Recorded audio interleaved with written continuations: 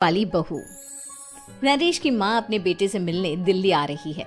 इस बात का पता चलते ही नरेश के दिल में हलचल मच जाती है। नरेश अपनी माँ के स्वागत की तैयारी में लग जाता है। साथ ही उसे डर भी सताने लगता है कि उसकी माँ कहीं अपनी पुरानी जिद पर फिर से बैठ ना जाए। हे भगवान, इस बार बचा लो।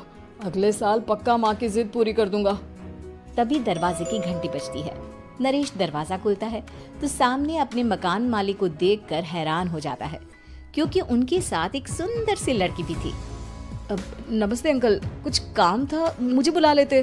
आपने क्यों कष्ट किया? अरे नहीं नहीं, इसमें कष्ट कैसा। मैं तो बस तुम्हें रीना से मिलवाने आया था। आज से रीना तुम्हारे साथ इसी फ्लैट में रहेगी। अंकल, कोई लड़का फ्लैटमेट नहीं है? एक अनजान लड़की के साथ रहना मेरे लिए थोड़ा अजीब होगा।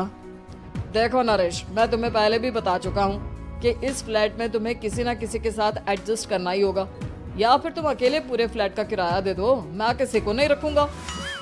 नरेश अपने मकान मालिक की बात सुन के रीना के साथ रहने के लिए तैयार हो जाता है, पर अंदर ही अंदर उसे ये बात खाने लगती है कि वो अपनी माँ को क्या जवाब देगा जब उसकी माँ रीना के बारे में उसे पूछेगी।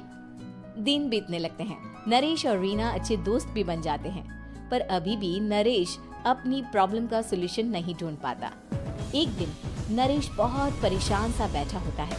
तभी रीना उसे पूछती है, क्या हुआ नरेश, तुम काफी परेशान लग रहे हो, सब ठीक तो है ना? हाँ सब ठीक है, बस एक छोटी सी प्रॉब्लम है। वो एक्चुअली 2 दिन बाद मेरी माँ मुझसे मिलने आ रही है। अरे तो इसमें प्रॉब्लम क्या है? ये तो खुशी की बात है। हाँ रीना, बट मेरी माँ एक जिद लेकर बैठ गई है कि मैं शादी कर लूँ, पर मैं अभी इस चीज़ के लिए तैयार नहीं हूँ। ऊपर से जब वो तुम्हें देखेगी तो 100 सवाल करेगी, क्या जवाब दूंगा? अरे इसमें कोई टेंशन वाली बात नहीं है। मेरे पास ना इस प्रॉब्लम का सलूशन है, जिससे ना तुम्हें शादी करनी पड़ेगी और ना ही तुम्हारी माँ मेरे बारे में कुछ पूछेंगी। रीना की बात सुनकर नरेश सोच में डूब जाता है। वो सोचता है कि रीना खुले ख्यालों वाली लड़की है, कहीं माँ को सच बता ना दे। नरेश को सोच में डूबा देखकर रीना कहती है, अरे क्या हुआ, किस सोच में पड़ गए? डोंट वरी, जैसा तुम सोच रहे हो ना वैसे कुछ भी नहीं है। मेरे पास एक प्लान है। मैं कुछ समझ नहीं पा रहा हूँ, कैसा प्लान? मैं समझाती हूँ। हम ना एक कॉन्ट्रैक्ट मैरिज कर लेते हैं। फिलहाल मेरे पास जॉब नहीं है, तो तुम इस रूम का किराया दे देना जब तक तुम्हारी माँ यहाँ रहेंगी, सिर्फ तब तक। और तुम अपनी माँ से कह देना कि मैं तुम्हारी पत्नी हूँ, इससे वो मेरे यहाँ रहने पर कोई सवाल भी नहीं करेंगी। अरे बात तुम्हारी ठीक है, पर माँ से झूठ बोलना, ना ना बाबा, मैं ये रिस्क नहीं ले सकता। कोई और आइडिया दो ना तुम।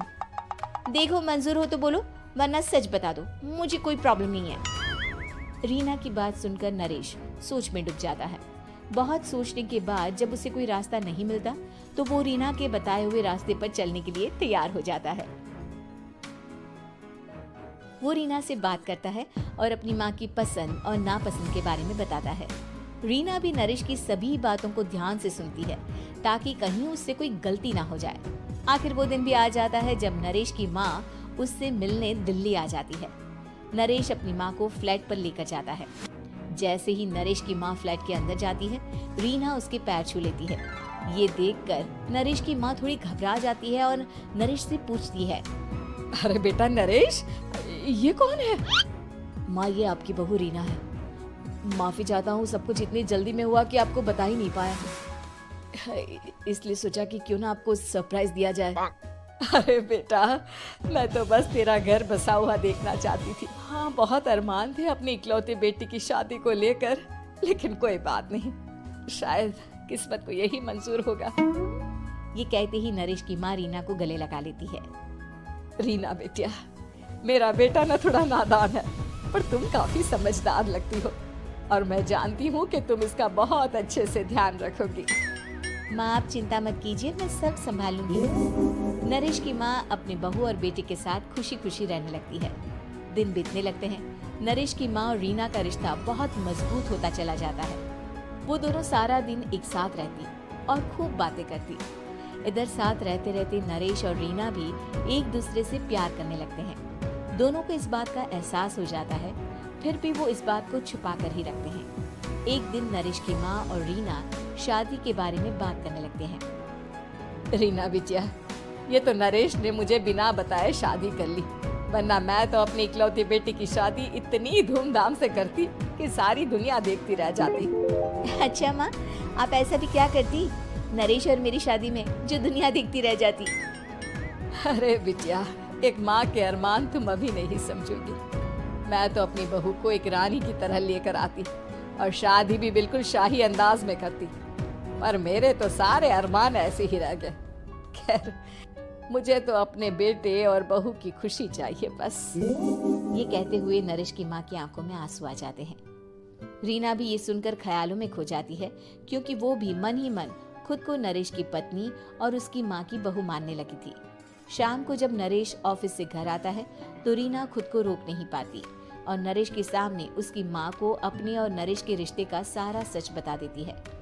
रीना की बात सुनकर नरेश की माँ दोनों से बहुत नाराज हो जाती है और घर वापस जाने की बात करने लगती है।